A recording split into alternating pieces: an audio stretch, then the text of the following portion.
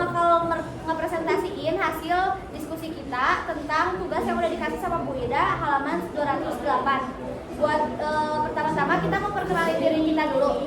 Di sini saya Safira Firesya, absen 32 sebagai moderator. Lalu ada Nurul Putri sebagai pembicara 1. Saya Diva Rizky, pembicara 2. Saya Revana sebagai notulis dan pembicara 3. Saya Naya Guru sebagai pembicara ketiga. Oke. Oke. Buat selanjutnya kita bakal ngebahas tentang analisis sistematika teks bakal dibacain sama Nazwa Putri. Yang pertama ada pernyataan pendapat. Kutipan tadinya yaitu bagi saya teater ini adalah teater miskin dalam pengertian yang berbeda dengan rumusan Jerzy Grotowski. Yang kedua ada argumen. Terdapat kutipannya, bukan karena ia hanya tentang kalangan miskin, Putu Wijaya tertarik untuk berbicara tentang lapisan-lapisan sosial. Teater Mandiri adalah teater miskin karena ia sebagaimana yang kemudian dijadikan semboyan kreatif Putu Wijaya bertolak dari yang ada. Yang kedua, malam hari ketika kantor sepi, ia akan menggunakan ruangan yang terbatas dan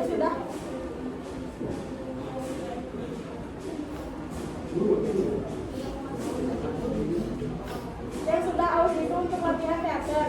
Lalu yang ketiga, dari sini memang kemudian berkembang gaya Putu Wijaya, sebuah teater yang dibangun dari dialektik antara peristiwa dan cerita, antara kehadiran aktor dan orang-orang yang hanya bagian komposisi panggung, antara kata sebagai alat komunikasi dan kata sebagai benda tersendiri. Lalu yang terakhir ada penegasan ulang. Kutipan teksnya, sebab yang katakan juga bagian dari yang ada. Dari sana kreativitas yang sejati bertolak. Selanjutnya analisis sistematika teks menimbang ayat-ayat cinta yang bakal disampaikan sama yang akan disampaikan oleh Ika, pembicara 2. Yang pertama ada pernyataan pendapat. Karya sastra yang baik juga bisa menggambarkan hubungan antar manusia dengan lingkungan dan manusia dengan Tuhan. Itu karena dalam karya sastra seharusnya terdapat ajaran moral, sosial sekaligus ketepatan dalam pengungkapan karya sastra. Yang kedua ada argumen.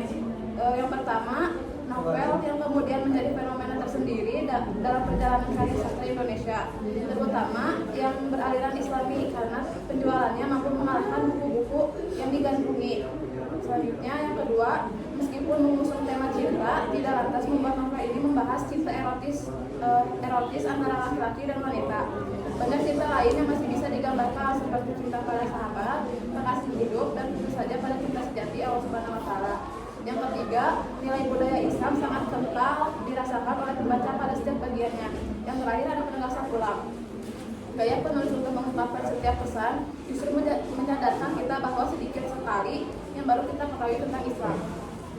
Itu yang tadi sudah disampaikan sama pembicara 2. Selanjutnya kita bakal bahas tentang kebahasaan dari dua teks tersebut. Pertama-tama bakal membahas kebahasaan teks dari menimbang ayat-ayat cinta bakal disampaikan oleh Revana, pembicara 3.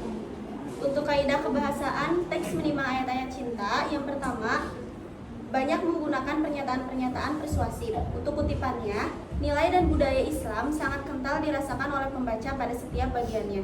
Bahkan hampir di tiap paragraf kita akan menemukan pesan dan amanah. Ya, katakan saja paragraf yang syarat dengan amanah.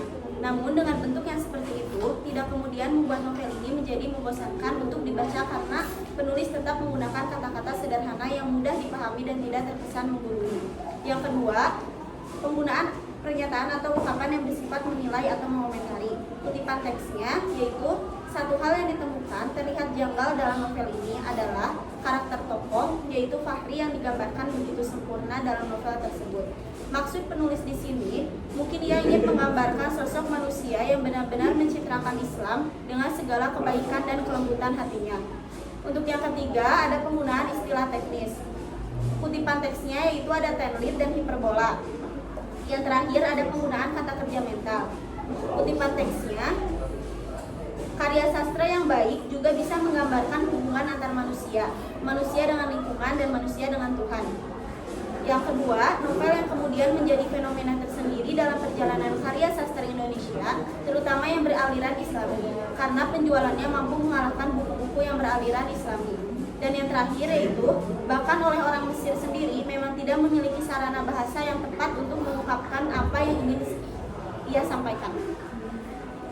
Selanjutnya kebahasaan teks bakal dibacakan oleh Naila dulu membaca 4. Poin pertama, banyak menggunakan pernyataan-pernyataan persuasif.